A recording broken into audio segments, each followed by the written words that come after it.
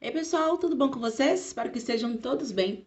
Gente, hoje eu tô aqui, ó, no quartinho do príncipe, bem. Eu achei um ótimo lugar para poder gravar vídeo, gente. Ótimo.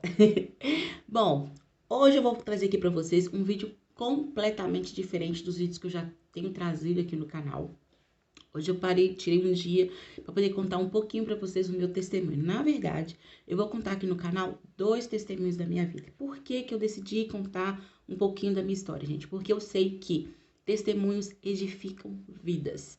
Eu sei que testemunhos, eles ajudam, né, no processo de cura, porque comigo foi assim, né? Essas duas coisas que eu vivi na minha vida, que foram bem fortes, foi através de outros testemunhos que eu recebi cura, que me ajudaram também. Então, é claro que isso tem importância muito grande. É por isso que eu sou, como eu falei com vocês, são dois testemunhos. Um é da minha vida e o outro já é do meu casamento. Já conversei com o Thales, ele super concordou da gente gravar esse vídeo. Mas primeiro eu vou trazer pra vocês aqui o da minha vida. Hoje o Benjamin tá mais tranquilinho, tá ali no carrinho dormindo, Thales foi trabalhar. Tô sem internet, tem que ir lá pagar o boleto. E como o Benjamin tá dormindo, eu falei, sabe, eu vou lá gravar o vídeo de uma vez e já fica tudo prontinho, depois é só soltar. Eu nasci em 1991, né? Obviamente vou fazer 30 anos agora.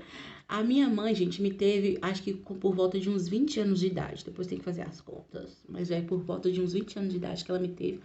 E a minha mãe foi uma adolescente, assim, meio vida louca, sabe?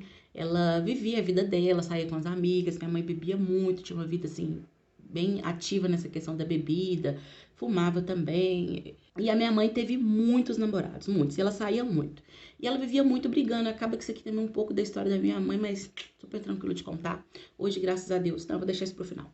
E aí, ela bebia muito e teve muitos namorados e tal. A minha mãe brigava muito com os meus avós, isso com os meus tios, né, homens, porque a meu avô não aceitava, né, a escolha de vida da minha mãe. Automaticamente meu tio, que é mais velho que ela, também não. A minha avó vivia naquela coisa de chamar a atenção da minha avó, da minha mãe e tal, e ela gostava muito de roupa curta, enfim. E aí, gente, foi passando, minha mãe engravidou de mim, e na época o meu pai não queria me assumir, né, porque eles não namoravam, acho que já teve poucas relações e tal. Ele, pelo que eu sei, pelo que a minha avó me contou quando ela ainda era sã, né, o meu pai não quis me assumir porque não tinha tanto relacionamento com a minha mãe assim. Então, na verdade, meu avô também não quis deixar que ele me assumisse. Então, meu avô decidiu me registrar.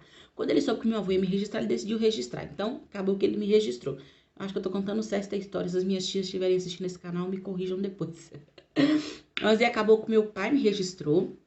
E aí, gente, depois que eu nasci, a minha mãe continuou sendo vida louca. Mas só para contextualizar vocês, a minha mãe nunca saiu da casa dos meus avós. Ela sempre morou com os meus avós. Então, eu também cresci dentro do lar dos meus avós. Somente quando eu fiz 7 anos de idade, 7 para 8 anos de idade, a minha mãe decidiu sair de casa. A minha avó não quis deixar. Porque a minha mãe não tinha muito juízo ainda nessa época. Minha mãe era muito namoradeira. Ela não tinha casa própria, então provavelmente a minha mãe ia morar de aluguel. Gente, nessa época foi a primeira guerra mundial que eu tive na minha vida, entendeu? Porque eu fiquei muito dividida. A minha mãe queria me levar com ela, meus avós e meus tios não queriam deixar. Na verdade, eu já sabia, né, que a minha mãe, ela, por mais que ela cuidasse de mim da forma dela, minha mãe não tinha realmente muito juízo para poder me criar. Eu imaginava que se eu fosse morar com a minha mãe, ia ser meio punk. Mas aí eu já tinha decidido, né? Foi ruim porque naquela época meus avós e meus tios brigaram muito com a minha mãe, porque ela queria me levar, que eu era filha dela, mas meus avós não queriam deixar, até porque eu fui a primeira neta, né? Tanto é que quando eu nasci, houve um pouco de rejeição do meu avô. Meu avô não queria aceitar, né? Porque a situação que a minha mãe vivia, mas acabou que eu cresci sendo a neta preferida dele. E eu acabei chamando ele de pai. Inclusive, até os meus 11 anos eu chamava meu avô de pai por causa das minhas tias da minha mãe. Eu ouvi ela chamando de pai, chamei de pai também. Bom, gente, e aí? A minha mãe decidiu ir embora. Acabou que eu decidi por ficar com a minha avó. Fiquei com a minha avó, minha mãe saiu de casa, foi logo porque a minha mãe, como namorava muito, os meus avós não aceitavam. Então ela queria ter liberdade dela, então ela preferiu sair de casa e alugar uma casa. Paralelamente a isso, o meu pai já estava em outro casamento, já tinha o seu primeiro filho desse outro casamento, na verdade, do primeiro casamento, né? Porque meu pai nunca casou com a minha mãe. Então ele já tinha o primeiro filho, já estava morando na casa dele, com a família dele. Mas mesmo eu morando com os meus avós, a minha mãe sempre teve essa responsabilidade de ter esse pouco de relacionamento com meu pai ao meu respeito, né? Sobre a questão de pensão alimentícia, material de escola, essas coisas todas. Bom, e aí, gente? Nesse vai e vem, o tempo foi passando, eu tive não muito contato com meu pai, mas querendo ou não, eu tive um pouco de contato com ele, porque como ele já era casado, morava em outra casa, eu ia na casa dele bem de vez em quando, aos finais de semana. E quando eu fiz os 14 anos de idade, a minha mãe decidiu pedir para o meu pai. Eu tô contando aqui pra gente, pra vocês, a história que eu sei, que eu vivi, né? Tudo isso aqui que eu tô contando pra vocês é que eu vivi, infância, adolescência, e depois dos 14, 15 anos, essa história ficou pra trás, mas vocês vão entender, tá? Vamos lá. E quando eu tava com 14 anos de idade, minha mãe decidiu pedir pro meu pai aumento de pensão alimentícia, não lembro por que motivo, eu era muito desligada dessas situações, até porque quem recebia o dinheiro era minha mãe. Na verdade, quem recebia o dinheiro era minha avó, desculpa. Minha avó que recebia o dinheiro. E eu lembro que, na época ainda, muito tempo atrás, era R$ 80. Naquela época era muito dinheiro, gente. R$ 80 de pensão alimentícia. Eu lembro que a minha avó ficava com 50 para poder ajudar nas despesas de casa e me dava R$ 30. E para mim era o dinheirão. E eu fazia uma bagunça aquele dinheiro, gastava tudo com biscoito, com lanche.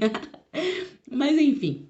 E aí, gente, quando minha mãe decidiu pedir esse aumento de pensão alimentícia, meu pai trabalhava, mas já tinha família dele, acho que já tinha com o segundo filho, pra ter no segundo filho, inclusive. E aí, eu não sei por que cargas d'água, não sei se essa parte da história é uma parte que eu não conheço, não julgo também. O meu pai decidiu pedir o exame de DNA. Foi um processo muito moroso, porque antes de chegar nessa situação do DNA, minha mãe levou meu pai na justiça, ela teve que arrumar um advogado, meu pai também arrumou um advogado, enfim, foi aquela peleja. E eu no meio da situação, mas por hora eu também não ligava muito não, achava que negócio um barato, até porque eu só tinha 14 anos de idade, né, gente? Então, eu confesso que naquele momento eu não levei essa situação assim tão a sério, não me doeu tanto ver esse processo todo. Mas aí, o processo vai, a audiência vem, e aí, enfim, chegou o dia de fazer o exame de DNA, gente. E eu vou falar com vocês que nesse dia que eu fui fazer o exame de DNA foi o único dia da minha vida que eu tive um momento de família entre o meu pai, minha mãe e eu. Por quê? Porque eu nunca tive isso, né, gente? Eu nunca tive essa base, né, de pai e mãe. E nesse dia, por incrível que pareça, o meu pai e minha mãe, eles foram amigos nesse dia, né? Apesar das audiências, dos processos todos, eles foram amigos nesse dia. E eu lembro que a gente foi lá, tirou sangue meu, tirou sangue do meu pai, depois saiu de lá, a gente foi... Foi um passeio meio estranho, né? Mas parece que meu pai tinha um amigo que trabalhava no necrotério. E ele foi chamou minha mãe pra ir lá. E a gente foi, inclusive chegou lá, vi coisas que não deveria ter visto naquela idade. Acabou que me assombrou um pouco, mas enfim. E aí foi bom, porque depois que saiu de lá a gente se despediu, depois minha mãe me levou no parque municipal, talvez seja para poder distrair minha cabeça um pouquinho.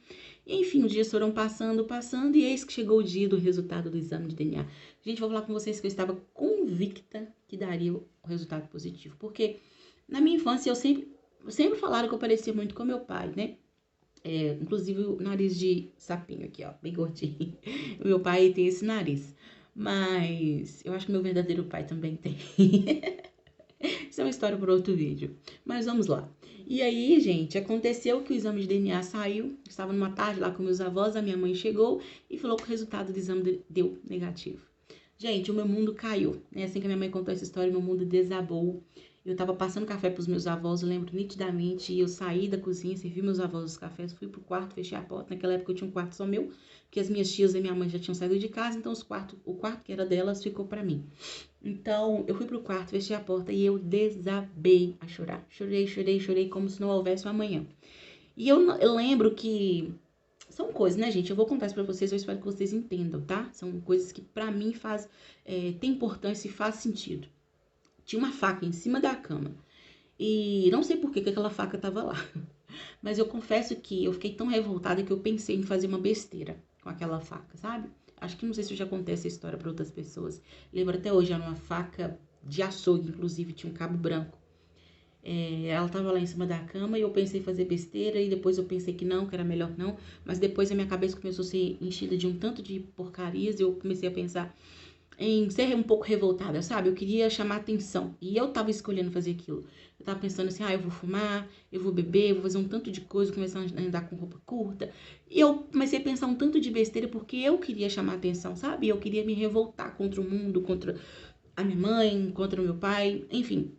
Eu tava chateada, eu só tinha 14 anos de idade, né, gente? Então, na pré-adolescência ou adolescência. Bom, e aí, eu creio, assim, que Deus foi muito misericordioso comigo e Ele cuidou de mim naquele quarto. Ele cuidou de mim, Ele esteve comigo naquele momento, o Espírito Santo me consolou E imediatamente, gente, quando esse pensamento veio, imediatamente ele sumiu da minha cabeça. Porque eu comecei a perceber que nessa história toda, se eu fizesse o que eu estava pensando em fazer, essas escolhas, quem seria prejudicada seria eu. Porque, e foi um pensamento assim, eu falei, gente, se eu fumar, o meu pulmão vai ser prejudicado, eu vou ficar, eu não sabia, na verdade eu pensei coisas mais superficiais, não pensei o além, o profundo, como eu seria tão profundamente machucada se eu tivesse feito essas escolhas na minha vida. E aí, imediatamente, eu comecei a pensar em outras coisas e falei assim, não, eu posso fazer diferente. Eu posso ser diferente, eu posso escolher estudar, eu posso escolher casar. E foi a partir daí, gente, nesse dia, nesse quarto, após o choro, após a dor, após a tentativa de me matar, eu comecei a pensar nisso, a querer ser alguém melhor, sabe? Eu comecei a sonhar com a minha própria família. Eu comecei a pensar, se eu não tive uma família, não tive pai e mãe, porque eu não tive de fato, né, gente? Por mais que eu fui criada pelos meus avós, não é a mesma coisa. Ser criada pelos avós não é a mesma coisa de você ser criado com pai e mãe. A casa da minha avó não era a minha casa, era a casa dos meus avós, que consequentemente era a casa dos meus tios e a casa de todos os meus primos, porque a casa de vó é a casa dos netos, né? Então não tinha muito aquela coisa que era minha, sabe? Tudo que era meu eu era literalmente obrigada a dividir. Não que eu fosse egoísta, sabe, gente? Mas é porque era diferente. Dos meus primos, como eles moravam com os pais dele, era deles. Lá em casa, quando os meus primos chegavam, alguma coisa que minha avó comprava pra mim, então, como era casa de vó, minha avó tinha que dar pra todos os netos. Mas nunca me queixei disso, mas querendo ou não, como criança naquela época, eu achava um pouco ruim. Mas hoje eu entendo, super de boa. Bom, e aí eu saí daquele quarto, aí eu lembro que minha tia foi lá, me consolou, e eu sei que eu tive um período, sabe, gente, de luto, de dor. Chorei bastante. No outro dia eu quis ir pra escola, que eu sabia que eu ia me distrair, mas acabou que chegou lá, eu assisti a aula toda chorando. Eu lembro que a minha avó tinha um negocinho, sabe aqueles negocinhos de versículo? Eu não sei como é que chama aquilo. É tipo uma biblinha bem pequenininha, tem uns versículos que você tira assim. Eu vou procurar aqui na internet e vou deixar aqui mais pra vocês. Mas imagino que vocês já sabem o que que é. E eu lembro, gente, que naquela época eu tirei um papelzinho. Eu tava tão magoada, mas tão magoada que eu não conhecia Jesus naquela época. Eu conhecia Jesus de ouvir falar. Na verdade, que minha avó, quando eu nasci, minha avó já era cristã. Já tinha aceitado Jesus como salvador da vida dela. Então eu conhecia Jesus através da minha avó, mas não conhecia ele de andar com ele, sabe? Era de ouvir falar mesmo. E aí eu sabia que Jesus era bom, sabia que existia um Deus bom, e eu queria saber o que ele tinha a respeito de falar comigo. E eu lembro que na época eu tirei um versículo, não lembro de qual, mas vou deixar aqui para vocês escrito o versículo. E Deus, ele fala um pouquinho da grandeza dele, ele fala do amor dele, que ele é um pai, né? Provê, ele é um pai cuidadoso. E eu, mesmo sem conhecer tanto a palavra de Deus, nesse dia, gente, esse versículo fez tanto sentido para mim, porque eu tinha perdido algo, uma referência que era muito importante na minha vida, que era o meu pai. E para vocês não sabem, mas eu era muito grudada com meu pai, não sei se ele sabia disso, mas eu tinha ele como referência de pessoa, sabe? Como referência de adulto, de uma boa pessoa. E eu queria ser como meu pai quando eu crescesse. E como eu tinha perdido aquela minha referência de pai, para mim foi muito dolorido. E ter pego esse versículo, sabe? Deus ter falado comigo dessa forma, dessa questão de que ele não me abandonaria, sabe? Que ele estaria presente na minha vida. Deus ele estava tentando dizer que se um filho pedir um pai terreno, uma pedra, um pão, ele não daria uma pedra, ele daria um pão, ainda mais ele. Então ele falou assim: se o seu pai terreno te dá isso, ainda mais eu posso te dar muito mais. E gente, e foi literalmente o que aconteceu na minha vida. Deus me deu muito mais do que eu perdi.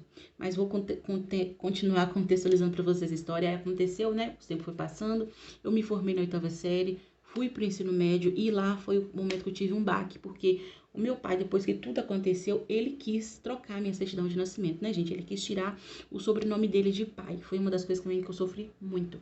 Então, na época eu assinava Daiane Stephanie Gonçalves da Silva. E aí, quando eu fui pro ensino médio, logo no primeiro ano do ensino médio, eu já vi que meu nome mudou. Foi punk no primeiro exercício que eu recebi. Aí tava meu nome lá completo. Na verdade, nem exercício, é lista de chamada que eu tinha que preencher lá. Aí tava lá Daiane Stephanie da Silva, sem um Gonçalves. E aí, gente, foi punk pra mim. Foi um momento assim que eu percebi que minha vida mudou, que eu era uma outra pessoa, sabe? Mas depois também não deixei isso me abater, não. Os dias foram passando, fui vivendo normal. E aí, gente, me formei no ensino médio. Deus me surpreendeu de uma maravilhosa forma. E eu vou falar com vocês que Deus foi um pai maravilhoso pra mim. Muito maravilhoso. Tem sido, né? E sempre vai ser até o dia que ele me levar pra perto dele. E é claro que eu senti falta, assim, de ter um pai terreno, os dias dos pais, eu senti falta, sabe? Eu confesso pra vocês que teve momentos que eu fui pro banheiro chorar, foi punk, mas graças a Deus, Deus me surpreendeu de uma forma maravilhosa. Ou seja, em momento nenhum, gente, eu fiquei desamparada, sabe? Deus nunca me deixou faltar nada. Nada me faltou. Desde esse tempo eu nunca adoeci, sabe? Nunca passei por... Ai, o bico do Benjamin caiu. Nunca passei por nenhum procedimento, sabe? Enfim, eu só tô querendo dizer pra vocês que durante todo esse tempo que eu perdi o meu pai terreno, Deus foi meu pai celestial que nunca me deixou faltar nada. Foi meu pai presente, meu pai fiel. E eu sou muito grata a Deus. Bom, esse vídeo ficou gigante. Eu não vou dividir ele em duas partes. Espero de todo o meu coração, gente, que edifique em vocês, edifique o coração de vocês e que...